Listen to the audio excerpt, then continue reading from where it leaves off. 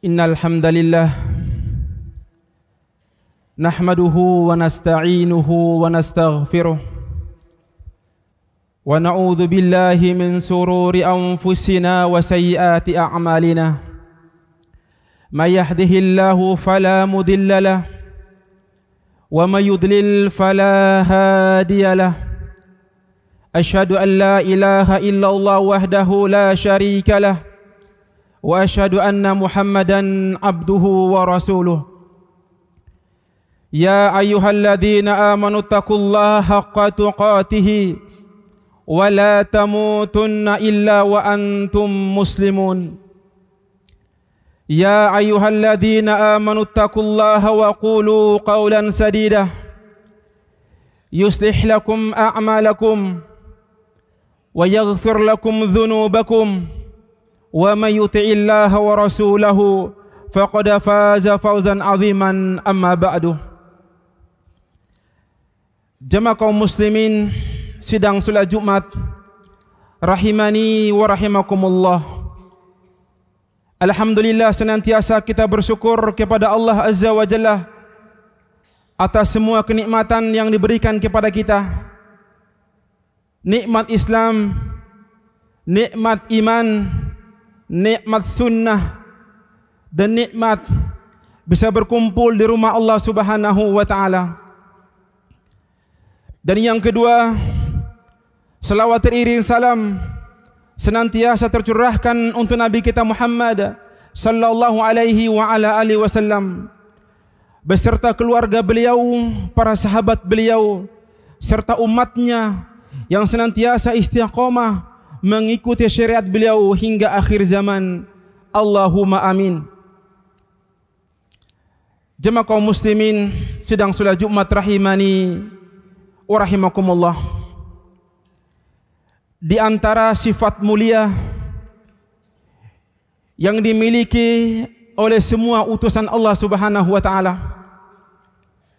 dan juga sifat mulia ini pula diwariskan kepada para sahabat-sahabat mereka. Dan seharusnya seorang muslim harus memiliki sifat mulia. Dan di antara sifat mulia dan terpuji, jangankan oleh Rabbul Alamin, manusia pun juga senang dengan sifat terpuji. Di antara jamaah kaum muslimin, yakni sifat amanah, yang lawannya sifat pengkhianat, atau lebih dekat dengan sifat jujur. Mengapa jamaah kaum muslimin rahimani wa rahimakumullah?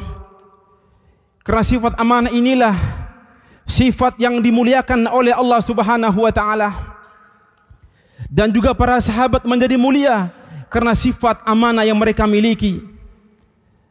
Dan oleh sebab itu, sebagai seorang mukmin dan mukminah, dimanapun kita berada dan apapun status kita, pekerjaan kita, maka miliki sifat amanah. Mengapa jamaah kaum muslimin rahimani wa rahimakumullah? Karena sifat yang terakhir kali akan hilang dari jiwa seorang mukmin, sifat amanah. Rasulullah bersabda, awwalu ma tufqiduna fi dinikum al-amanah. Bahwasanya perkara yang pertama kali akan hilang dari diri-diri kalian dalam agama ini, yakni sifat amanah. Maka disebutkan oleh sahabat Abu Hurairah radhiyallahu anhu, satu ketika Rasulullah berkumpul dengan para sahabatnya dan Nabi memberikan nasihat kepada para sahabatnya. Tiba-tiba muncul seorang pemuda dari perkampungan dan mendatangi Rasulullah dan berkata, "Ya Rasulullah, mata sa'ah?" Wahai Nabi, kapankah terjadi hari kiamat? Maka Nabi pun tidak menjawab pertanyaan tersebut. Nabi fokus berbicara dengan para sahabatnya. Ketika Rasulullah selesai berbincang dengan para sahabatnya, beliau mengatakan, "Aina sa'il anisa'ah?" Wahai para sahabatku, di manakah orang yang tadi bertanya tentang hari kiamat? Kapan hari kiamat? Dia mengatakan, "Ha ana ya Rasulullah, aku di sini wahai Rasul." Maka berkata Rasulullah, idza du'i'atil amanah, jika amanah telah disia-siakan oleh pelakunya. Pemuda ini bertanya kepada Rasulullah, wa kaifa dzalik? Wa kaifa idha'atuha? Wahai Rasul, bagaimana sifat amanah itu hilang? Beliau mengatakan, idza wusila amru ila ghairi ahlihi, jika urusan agama ini diberikan kepada orang yang bukan ahlinya. Maka jamaah kaum muslimin rahimani wa rahimakumullah, orang yang memiliki sifat amanah akan diberkahi dirinya, diberkahi keluarganya, diberkahi hartanya, istrinya juga anak-anaknya. Mengapa jamaah kaum muslimin rahimani wa rahimakumullah? Karena sifat amanah ini dipuji oleh Allah Subhanahu wa taala dan dipuji oleh semua agama yang ada di permukaan bumi ini. Jemaah kaum muslimin rahimani wa rahimakumullah, sebagai orang tua, sebagai ayah, sebagai ibu, tentu mengharapkan putra-putrinya orang-orang yang sukses di dunia dan juga akhirat. Maka sebagai orang tua, sebagai ayah dan juga sebagai ibu memiliki sifat amanah yang dipuji oleh Allah Subhanahu wa taala. Kita lihat jamaah kaum muslimin, satu kita kecil dari ribuan para ulama, karena kesolihan orang tua mereka, maka anak-anak mereka menjadi anak-anak mulia.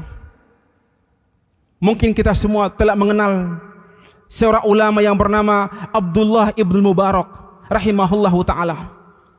Namun kita yakin seyakin-yakinnya tidak seorang pun di antara kita yang mengenal siapa ayah beliau rahimahullahu taala. Ayah beliau bernama Mubarak bin Madi rahimahullahu taala, pemuda dari negeri Turki. Ayah beliau Mubarak ini seorang yang fakir miskin, namun orang yang jujur dan amanah. Dan beliau ketika usia 20 tahun masih remaja, beliau bekerja menjadi pembantu seorang majikan di negerinya. Disebutkan oleh Imam Ibnu Kholikan dalam kitab beliau Fawayatul Ahyan, mengisahkan tentang ayah Abdullah ibnu Mubarak.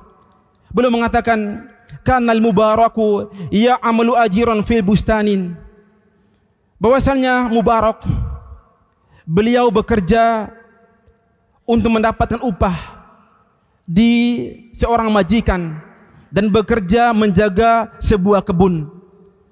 Dan kebun ini jamaah kaum muslimin dipenuhi oleh buah-buahan begitu macam, begitu banyak. Faja'a sahibul bustan yauman, satu ketika datang pemilik kebun tersebut. Wa qala lahu, lalu berkata majikannya, uridu rumanan hulwan, wahai Mubarak, aku ingin delima yang manis. Famadu ila ba'di syajar, maka Mubarak pun pergi sebagian pohon dan memetik buah delima. Wa ahdara minha rumanan, dan menyajikan kepada majikannya. Fakasrahu fawajadahu hamidan, ketika majikannya membuka delima tersebut, ternyata delimanya kecut, asam. Faghadiba alaihi, majikannya marah kepada Mubarak.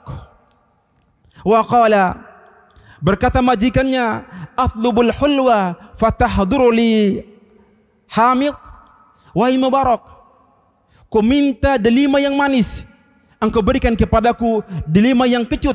Hati hulwan, berikan kepadaku yang manis.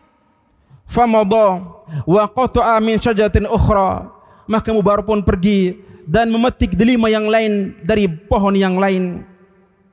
Falamma kasaraha wajadahu aidun hamidun, ketika majikannya membuka delima tersebut, ternyata lebih kecut, sehingga fastadda ghadabuhu, maka sangat murka majikannya. Fa fa'ala dzalika marratan tsalitsa, dan begitu hingga 3 kali. Faqalahu ba'da dzalik, lalu berkata yakni majikannya dengan penuh amarah dan mengatakan, anta ma'tariful hulwa minal hamid. Wahai Mubarak, apakah engkau tidak bisa membedakan delima yang kecut dan yang manis? Engkau bekerja bersamaku bertahun-tahun. Faqala, maka berkata Mubarak, la, aku tidak bisa membedakan mana yang manis dan mana yang kecut. Wa kaifa dzalik? Lalu berkata majikannya, bagaimana mungkin kok bisa seperti itu? Engkau bekerja bersamaku di kebunku ini banyak buah-buahan, namun tidak bisa membedakan mana yang manis dan juga mana yang kecut. Faqala, maka jamaah kaum muslimin, perhatikan jawaban Mubarak. Li'anni ma akaltu minhu syai'an hatta a'rifah. Wahai majikanku, aku belum pernah mencicipinya sehingga aku tidak mengetahui mana yang manis dan juga mana yang kecut.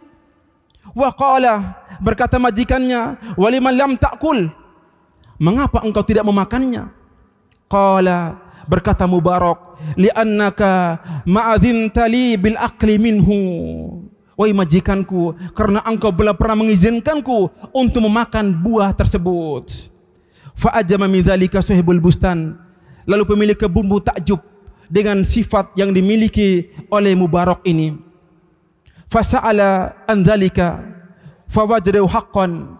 Maka majikan pun bertanya kepada orang-orang, apakah betul Mubarak ini orang mulia, sifat amanah, terpercaya, bukan pengkhianat?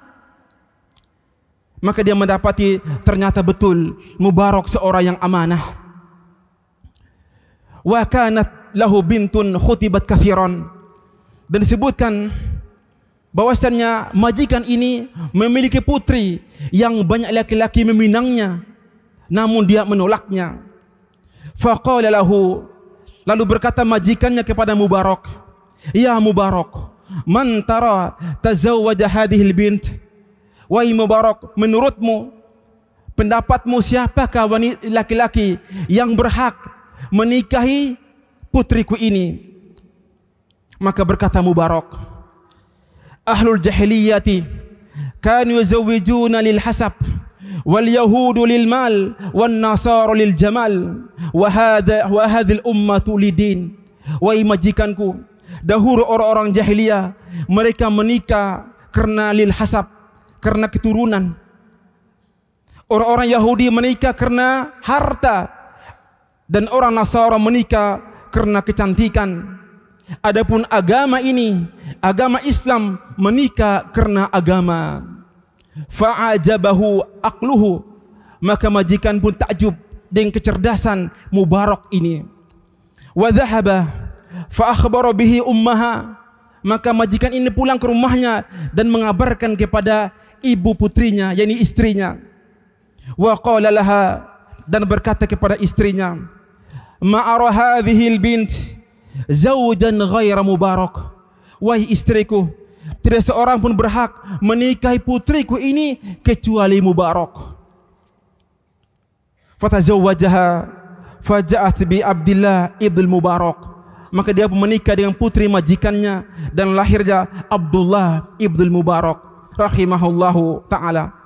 Jemaah kaum muslimin rahimani wa rahimakumullah, bagi orang tua dan kita semua yang mendambakan anak kita anak yang saleh dan juga salehah, maka jadikan diri kita orang tua yang saleh dan juga salehah, memiliki sifat amanah, sifat yang mulia yang dipuji oleh Allah Subhanahu wa taala. Aqulu qawli hadza fa astaghfirullah li wa lakum wa li jami'il muslimin fastaghfiru innahu huwal ghafurur rahim.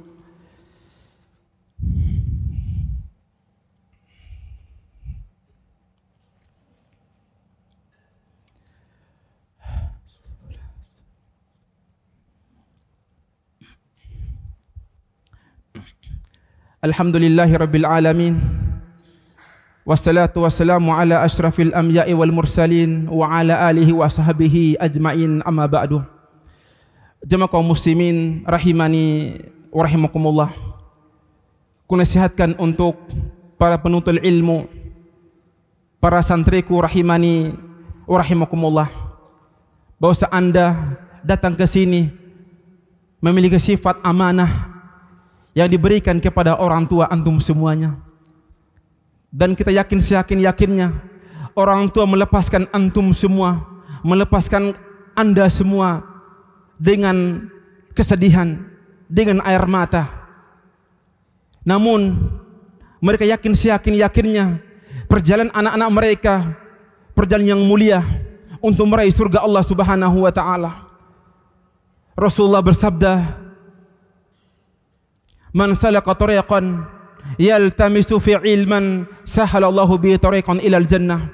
Barang siapa yang berjalan untuk mencari ilmu agama, ilmu Al-Quran, ilmu hadis, maka Allah Azza wa Jalla akan mudahkan langkahnya menuju surga Allah Subhanahu wa taala.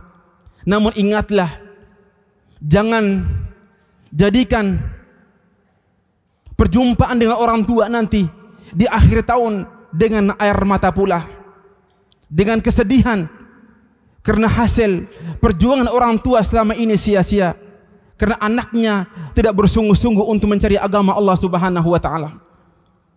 Maka jamaah kaum muslimin rahimani wa rahimakumullah, para santri-santriku, para penuntut ilmu, ingatlah ayah anda, ibu anda bekerja siang dan malam untuk mendapatkan harta, untuk menafkahi dirimu dan juga keluargamu. Karena mereka yakin barang siapa yang mencari ilmu agama ini membutuhkan bekal dan siap untuk fakir. Imam Syu'bah pernah mengatakan, "Man talabal hadits aflas." Barang siapa mencari ilmu hadis, ilmu agama, dia siap untuk jadi orang miskin.